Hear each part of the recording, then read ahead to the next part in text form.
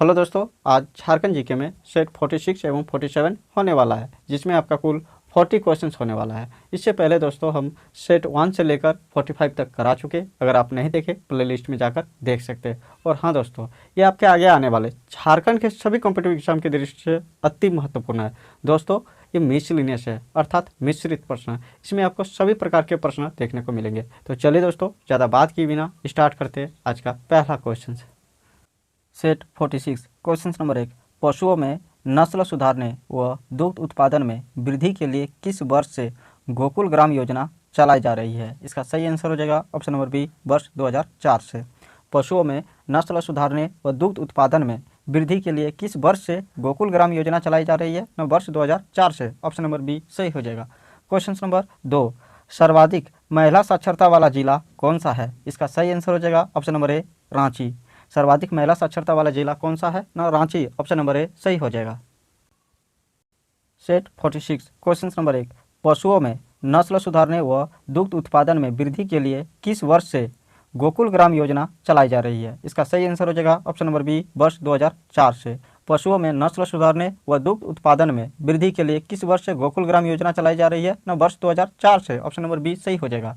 Question number 2। सर्वाधिक महिला साक्षरता वाला जिला कौन सा है? इसका सही आंसर हो जाएगा ऑप्शन नंबर ए, रांची।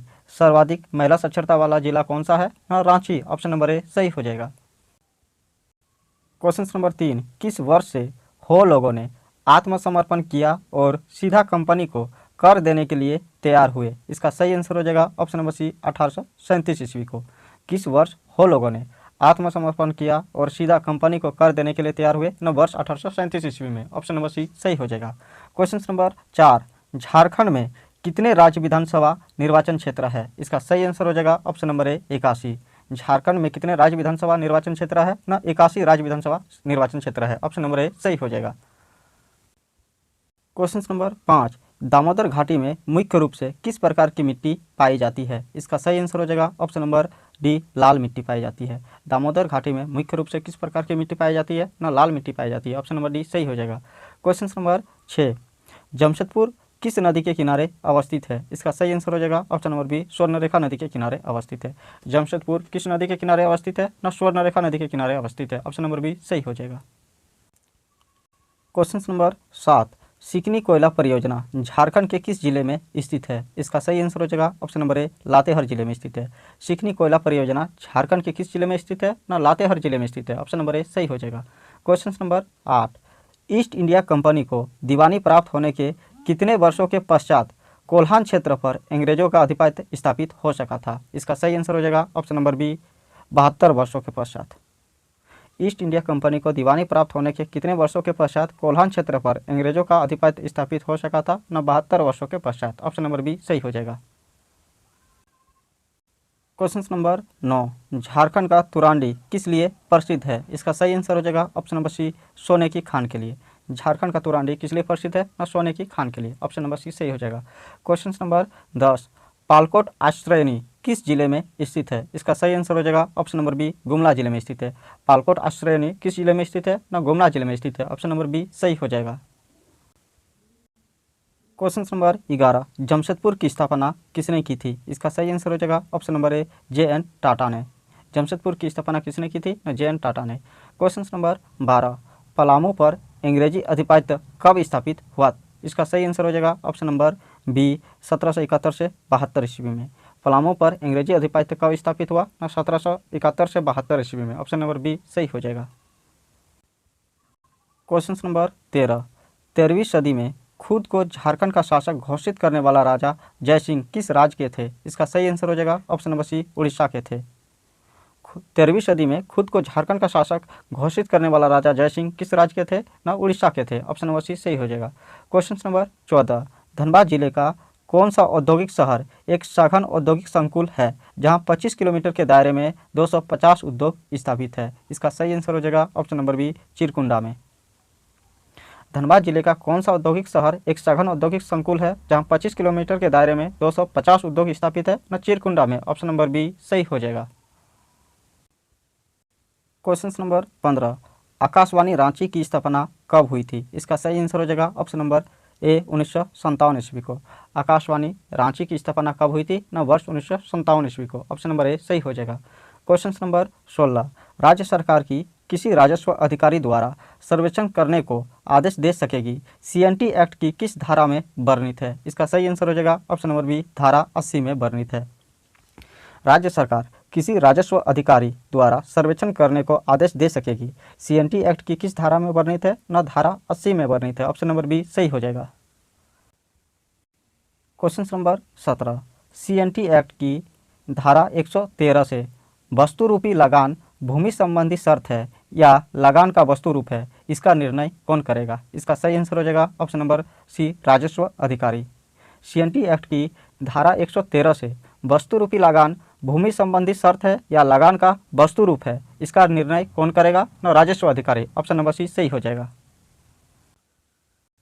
क्वेश्चन नंबर 18, राजस्व अधिकारी के द्वारा भूस्वामी की विशेषाधिकार युक्त भूमि होने या ना होने का निर्णय सीएनटी एक्ट की किस धारा में वर्णित है? इसका सही आंसर हो जाएगा ऑप्शन नंबर डी, धारा 121 में वर्णित है। राजस्व अधिकारी के द्वारा भूस्वामी की विशेष अधिकार युक्त भूमि होने या ना होने का निर्णय सीएनटी एक्ट की किस धारा में वर्णित है? न धारा 121 में वर्णित है। ऑप्शन नंबर डी सही हो जाएगा। क्वेश्चन नंबर 19, उपायुक्त द्वारा संयज्ञ विषयों की न्यायिक प्रक्रिया का वर्णन सीएनटी एक्ट की किस में है? इसका सही आंसर हो जाएगा ऑप्शन नंबर बी, धारा 16 में है। उपायुक्त द्वारा संयज्ञ विषयों की न्यायिक प्रक्रिया का वर्णन सीएनटी एक्ट की किस धारा में है? न धारा 16 में है। ऑप्शन नंबर बी सही हो जाएगा। क्वेश्चन नंबर 20, कोई भूमि अगर एक से अधिक जिले या अनुमंडल में स्थित हो तो उसके बाद की सुनवाई उस भूमि के ज़्यादा हिस्से वाले जिले या अनुमंडल के अंदर की जाएगी। इसका प्रावधान सीएनटी एक्ट की किस धारा में है? इसका सही आंसर हो जाएगा ऑप्शन नंबर ए, धारा 138 में है। कोई भूमि अगर एक से अधिक जिले या अनुमंडल में स्थित हो तो उसके बाद की सुनवाई उस भूमि के ज़्यादा हिस्से वाले जिले या अनुमंडल के अंदर की जाएगी। इसका प्रावधान सीएनटी एक्ट की किस धारा में है? न धारा 138 में है। ऑप्शन नंबर ए सही हो जाएगा। अब सेट 47, क्वेश्चन नंबर 1, झारखंड में किस विद्रोह का केंद्र बनचरी जोर भागलपुर था? इसका सही आंसर हो जाएगा ऑप्शन नंबर सी, तिलका विद्रोह। झारखंड में किस विद्रोह का केंद्र वनचरी जोर था? न तिलका विद्रोह का केंद्र वनचरी जोर था, भागलपुर। ऑप्शन नंबर सी सही हो जाएगा। क्वेश्चन नंबर 2, भारत की पहली बहुउद्देशीय नदी घाटी परियोजना कौन सी है? इसका सही आंसर हो जाएगा ऑप्शन नंबर डी, दामोदर घाटी परियोजना। भारत की पहली बहुउद्देशीय नदी घाटी परियोजना कौन सी थी? न दामोदर घाटी परियोजना। ऑप्शन नंबर डी सही हो जाएगा। क्वेश्चन नंबर 3, सिंहभूम के सिंह वंश की पहली शाखा के संस्थापक का क्या नाम था? इसका सही आंसर हो जाएगा option number D, Kashinath Singh. Singhbhum के सिंह वंश की पहली शाखा के संस्थापक का क्या नाम था? न काशीनाथ सिंह। 8वीं सदी ईस्वी के आरंभ में स्थापित, याद रखिएगा दोस्तों, 8वीं सदी ईस्वी के आरंभ में स्थापित के संस्थापक का क्या नाम था? न Kashinath Singh. Option number D सही हो जाएगा। क्वेश्चन नंबर 4, तिलका मांझी ने कहाँ की पहाड़ियों से छापा मारकर युद्ध का नेतृत्व किया? इसका सही आंसर हो जाएगा ऑप्शन नंबर ए, सुल्तानगंज। तिलका मांझी ने कहाँ की पहाड़ियों से छापा मारकर युद्ध का नेतृत्व किया? न सुल्तानगंज की पहाड़ियों से छापा मारकर युद्ध का नेतृत्व किया। ऑप्शन नंबर ए सही हो जाएगा। क्वेश्चन नंबर 5, सिंहभूम के सिंह वंश की दूसरी शाखा 1205 ईस्वी में स्थापित के संस्थापक का क्या नाम था? इसका सही आंसर हो जाएगा ऑप्शन नंबर बी, दर्पण नारायण सिंह। सिंहभूम के सिंह वंश की दूसरी शाखा 1205 ईस्वी में स्थापित के संस्थापक का क्या नाम था? न Darpan Narayan Singh. Option number B सही हो जाएगा।